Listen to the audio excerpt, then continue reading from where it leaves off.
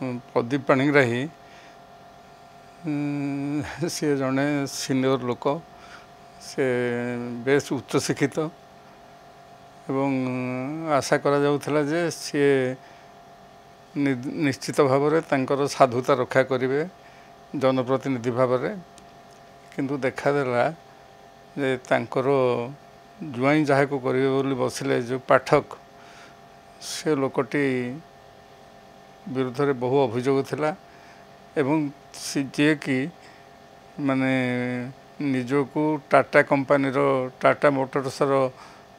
माने जड़े उच्चपदस्थ अधिकारी बोली कही लोक को चाकरी दब बोली प्रलोभन देखे कोटी कोटी टंका संग्रह करथिला एवं ताकर ये जो क्रिमिनल एक्टिविटी रे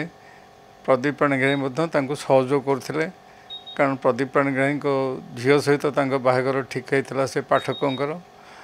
तेणु ये जो अवस्था जो अभियोग आसला एवं जना पड़ा तदंतर जना पड़ा जे प्रकृत में पाठक होती जड़े ठक एवं से जहाँ क्लेम करते से गुड़ा से क्लेम गुड़ाक ठीक नुहे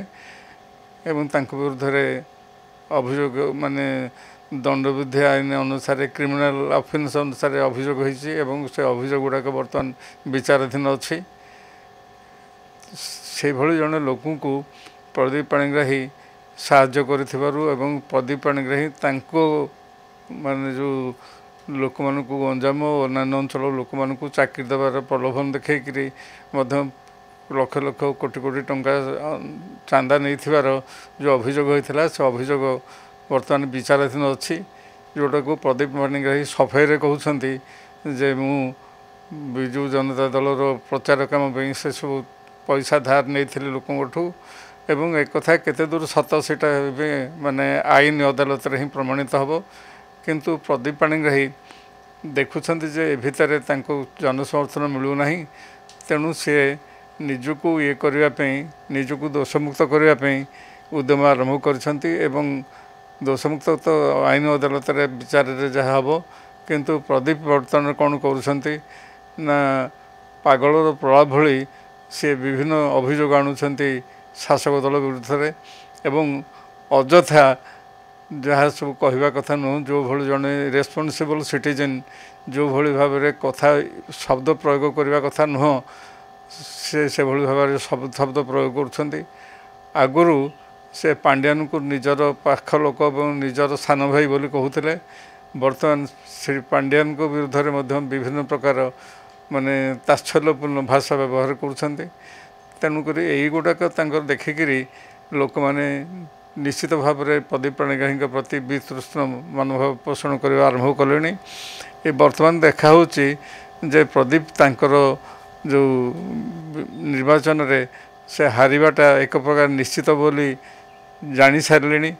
तथापि से निजर कार्यकलाप निजर अशालीन मंतव्य निवृत्त होना सी देखा जे सी बर्तमान विरुद्ध में केस चलता बेले जिते सी अच्छा माने जमीन अच्छा जमीन शर्तावली को से बारंबार उल्लंघन कर जमीन शर्त भितर अच्छी सी कौन राजनैतिक कार्यकलाप अंशग्रहण करें कौन माने असामाजिक कार्यकलाप निजे लिप्त रे ना एवं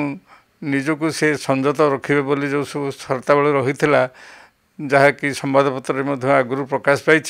से सबूर बारंबार उल्लंघन कर चली तेणुक प्रदीप पाणिग्राही प्रति जहाँ सब निर्वाचन कमिशन तुरंत जो पदक्षेप नवा कथा सेटा एपर्यंत नहीं ना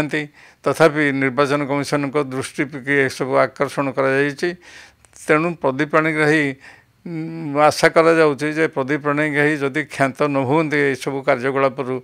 तेबे निश्चित भाव में गोटे माने कदर्य परंपरा से सृष्टि करुँचा प्रमाणित हम एवं जनसाधारण तांको निश्चित भाव में प्रत्याख्यान करेंगे एथरे संदेह नहीं।